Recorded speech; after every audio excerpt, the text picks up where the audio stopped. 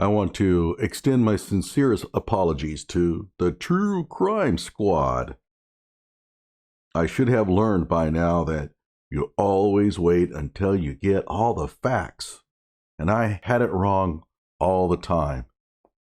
As you may know, they went on YouTube recently and talked about the Keenan Anderson death, and I said at the time that it was the stupidest take that I'd ever heard. I should have waited. I've told people, you know what? You always wait until all the facts are in.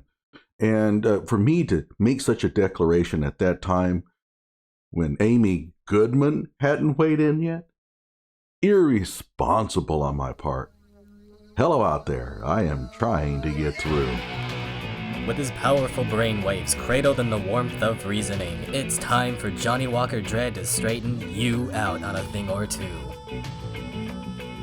Emanating all the way from exciting Las Vegas, Oklahoma, it's the Johnny Walker Dread Show.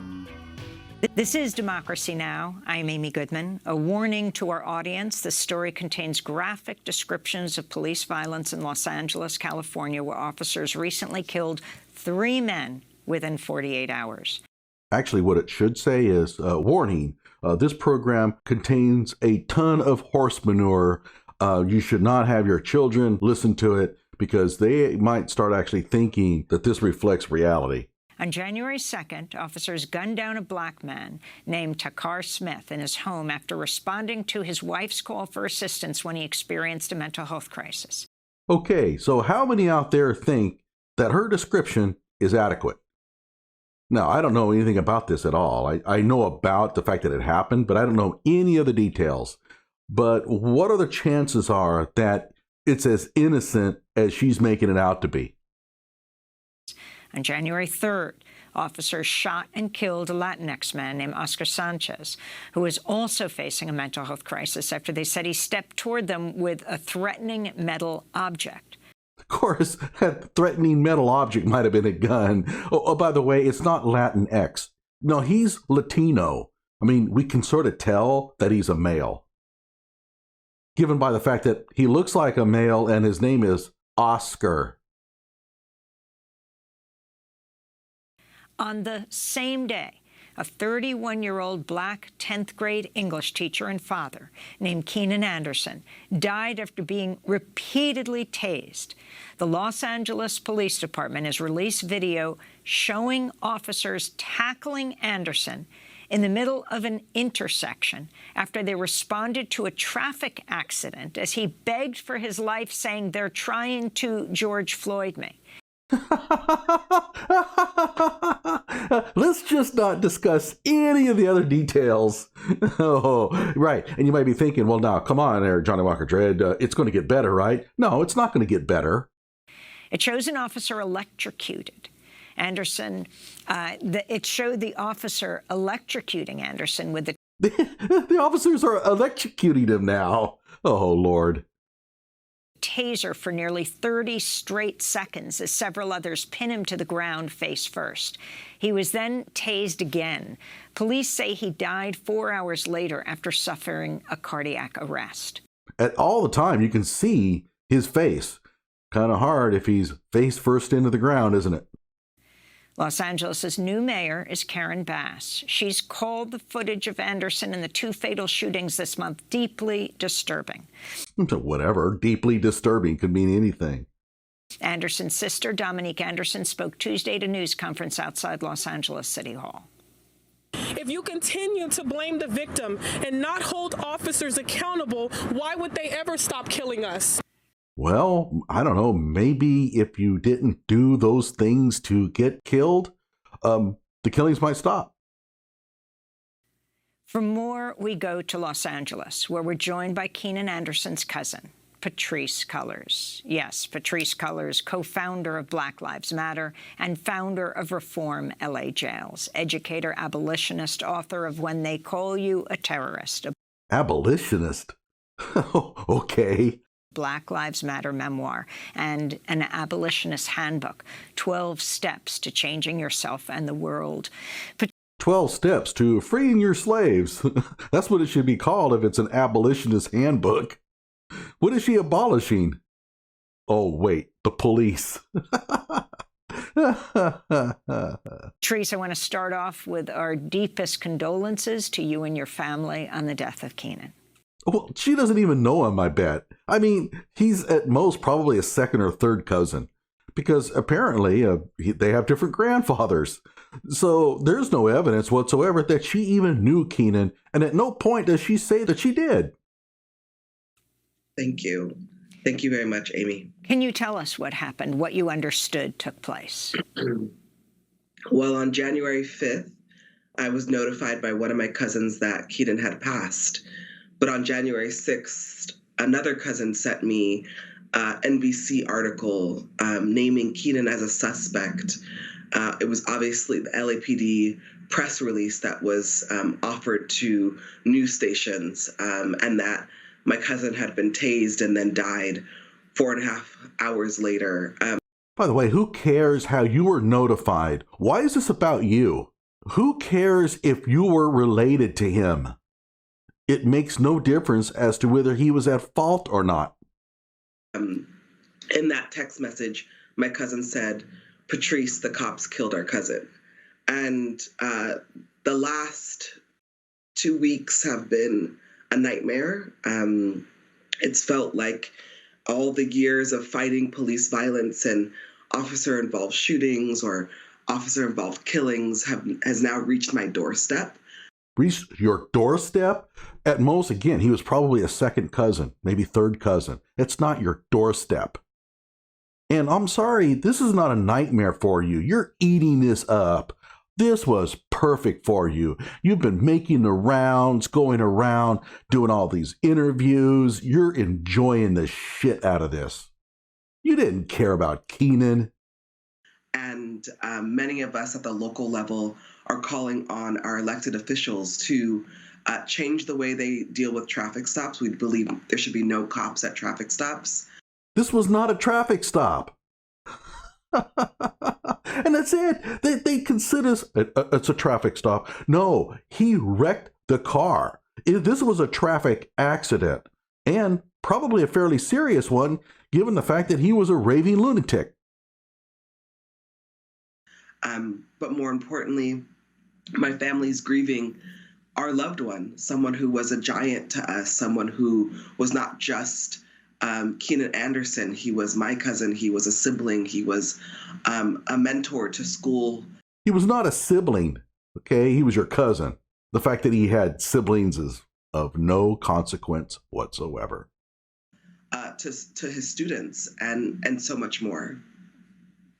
So can you tell us about, as you see it reconstructed, and I also want to ask what you think, Patrice, of the video being shown of Keenan being tased repeatedly? Well, you know, many of our family members saw the video before it went live to the public, and it's heavily edited. So one of the things we want is It's heavily edited by people like you and Amy Goodman and all of the other leftists out there who edit out a large part of it because they didn't want people to see him babbling to the clouds. There's nothing that the police edited out that would change anything. We know what happened. Luckily, there are longer versions of what took place out there, but you're not showing them. Unedited footage. There's no context in that video. My cousin had just gotten into a car accident. There's no context in that video. Like, do you have like body cam footage of somebody riding with him while he's driving through traffic? Is that the context we're missing here? What context are we missing? And so, obviously, if you've ever been in a car accident, you're disoriented. And so there's a lot of context that's missing. But then I've been in a lot of car accidents. Well, maybe not a lot, but I have been in quite a few. I don't think I've ever come out disoriented. Not to the point where I'm claiming that they're out to kill me and I was involved in a Hollywood stunt. I think those last few minutes of the video of him being tased, obviously to death, was probably Obviously to death. Whenever they use the word clearly and obviously, run to the hills. the most disturbing for me to witness, because it's like he knows they're trying to kill him, and he yells out, "They're trying to George Floyd me," and they did. Well, gee, maybe he should have just done what they said. I mean, if you are really in fear that they're killing you and they're commanding you to turn over on your back, maybe you should do it. I know, that's just a bizarre thought, right?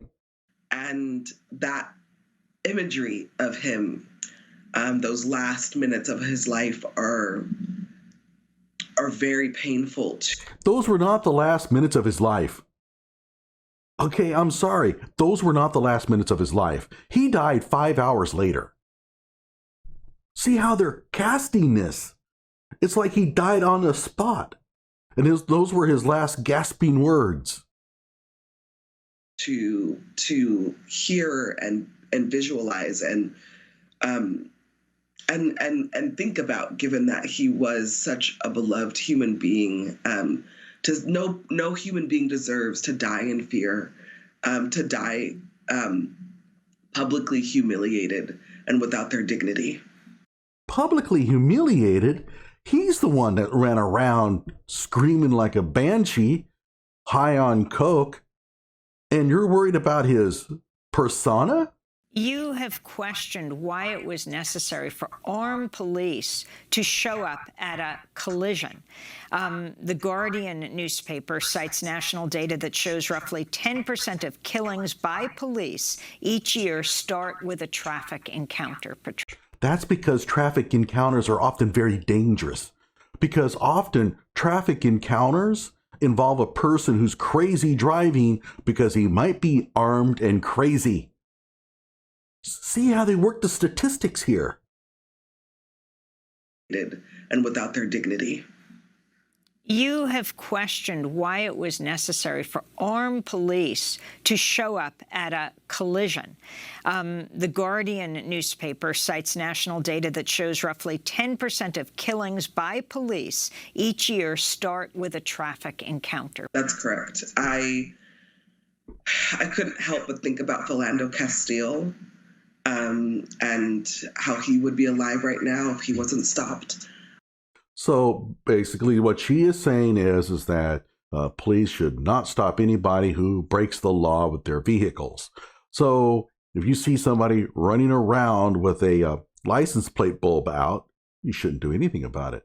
Never mind the fact that the license plate bulb is out possibly because the person driving doesn't want anybody to know who's driving. He's out to pull out a job. And it's kind of hard to do when you flee the scene of a crime and people write down your license plate. So they unscrew the bulb or they break it so that it's dark and nobody can read the license plate number. And police pull over people for broken taillights because guess what? We kind of rely on those taillights to help other drivers avoid accidents, like the one Keenan was in, although I doubt it would have helped there. At a Ford traffic stop by a cop, I think about so many other Black people like Sandra Bland, who committed suicide. We know she committed suicide, guys. Stop it. Be alive right now. My cousin, Keenan Anderson, who would be alive right now. We have to. She names two people, the one of which is the person involved in this particular incident. Oh boy. Reevaluate the use of police at traffic stops here in Los Angeles. We're pushing our mayor and our city council to really identify a new source of professionals that are not armed, that are trained in crisis, to respond to traffic stops. We call those people idiots, okay? It's 2 o'clock in the morning and you're driving around and you see somebody dragging a muffler. You want to go ahead and pull that person over without a gun? Okay, go ahead. I really don't care. You know what? There's a reasonable chance that that person has an outstanding warrant and he probably doesn't want to go to jail. And if you ask him, for his identification to write him a ticket. He knows that a felony warrant is going to pop up on the screen, and therefore he's just going to pull a gun and he's going to kill you. And frankly, I don't care. You know, anybody dumb enough to go around pulling people over and giving them tickets without a weapon, as far as I'm concerned, too stupid to live. So can you lay out all your 5 demands that you are making right now, and also the significance of the mayor being Karen Bass? Yes. Now that she's the mayor, it's time for her and the rest of the city council to reduce the budget of the police. LAPD, we know, receives billions of dollars through the city. And also, let's take this moment and not let Keenan die in vain. We should have another opportunity to say the police killed somebody at a traffic stop. We should be looking at where can the city find dollars to specifically make sure that a cop is not the one responding to minor infractions that happen in the city of Los Angeles. Right. So now it's being called a minor infraction. Keenan Anderson got coked up, was crazy out of his mind. Frankly, I think he thought he was in a movie. And that was that whole stunt thing. He thought he was in a movie, and then he later kind of migrated into some idea that there were assassins out to kill him. Oh, yeah. In her mind, that was a minor infraction. This wasn't a taillight out.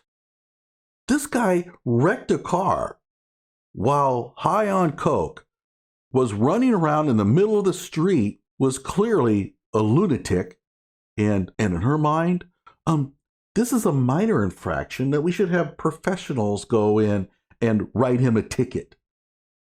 I mean, really, let's think about this for a moment, everybody. Let's take these unarmed professionals that she's talking about and let's send them to the crime scene. What would they do? What would they do? Or do they have magical powers that are going to all of a sudden make Keenan Anderson slip into cuffs on his own? No, they're going to have to restrain him. And guess what? They're going to be probably armed with tasers, just like the cops. If you send these guys in to start writing tickets without even a taser, you are a raving, crazy, insane asylum escapee, as far as I'm concerned. So what would they do? They would probably pin him to the ground and tase him to try to get him into cuffs, just like the cops did. The cops didn't shoot him. She's talking about our unarmed professionals. They can't be armed. The police didn't shoot Keenan. And in fact, they used the taser, which you have been telling them that they should use instead of guns. Oh. That is the primary demand that I want to lift up to your audience, because I think it's an important moment right now. And I think it could be a national demand that many of us call on our local electeds to stop police officers, to stop the use of police officers at traffic stops. But people can sign our petition. We have a Color of Change petition, tinyurl.com, and it's at the end of it is Keenan Anderson. And those are where you could find our 5 demands at the local level. We'd love for people to sign it nationally. But on this broadcast, the primary demand I want to lift up is the use of police at traffic stops. And in LA, you have city council members filing a motion to create an Office of Unarmed Response. Another council member called for an expansion of the LAPD's Mental Evaluation Unit and Domestic Abuse Response Team. Mental Evaluation Unit? Oh, no. Yeah, that's what we needed here in the Keenan Anderson case. We needed a mental evaluation team to come out to determine whether he was mentally fit or not. I have a feeling that we kind of knew his mental state pretty well within the first minute of the traffic stop. Oh, I'm sorry, minor infraction. Domestic violence unit? Oh, Lord. They're starting this again. Look. The domestic violence worker is going to look like Amy Goodman. The person on the left there, that is who you're going to be sending to take care of a domestic violence abuser at like 3 a.m. Okay, fine. She's going to walk into a kitchen. There's knives everywhere. And you got a man who's really pissed off at his wife. And her domestic violence skills are just going to make that person go, oh, I'm sorry, honey. I didn't realize that you were right all along. Oh, that's okay, baby. I'm so glad this domestic violence professional was able to come out here and get us talking again. Oh, man. Every cop will tell you domestic violence encounters are the worst. They are extremely dangerous. But the person on the left is exactly the kind of person they're going to send in unarmed to take care of it. Okay, you know what? If she gets stabbed, fine. I don't really care. Anybody stupid enough to go in there and try to break up a fight at 2 o'clock in the morning between a man and his wife without a gun deserves everything they get. And finally, if you could leave us with a description of who Keenan was. Oh, get ready, everybody. I'm going to have to get some theme music for this. Keenan was a mentor. He was more than a school teacher. He created programs for young people. He worked alongside his colleagues to make sure his students were taken care of, not just academically, but also emotionally, also physically. You know, I've heard so many stories. If he saw a young person that needed shoes, he would go and buy them shoes. He was always thinking about his young people. He was a father. My cousin was a father. He was a beloved family member, and he will be missed is an understatement. You'll notice something. She's given now 2 interviews on this. She's talked at length about Keenan. At no point does she ever claim she even knew him. Nothing that she says indicates she even knew the guy. She always talks about him in this third person sort of like disconnected stance. Keenan was this, Keenan was that, not I knew Keenan. I'm a little suspicious. Well, Patrisse Cullors, again, our deepest condolences. Cousin of Keenan Anderson, who died after being tased by police in Los Angeles. Okay, so what do we know here? First of all, no mention whatsoever of Keenan's cocaine problem. They never mentioned it at all. They didn't mention anything about his insanity. I mean, they're trying to cast this thing as he was having a little bit of a mental crisis. No, he thought he was play acting in a movie. And then he thought that there were people out there to assassinate him. He was a raving lunatic. It wasn't just a mental health problem. All right. No mention of the carjacking. None. They know about it. They know he tried to carjack somebody. They are not going to mention it. This is called censorship. So there you have it. If you wonder, why is it that everybody with the Kyle Rittenhouse deal got all confused and didn't get even the basic facts right? This is why.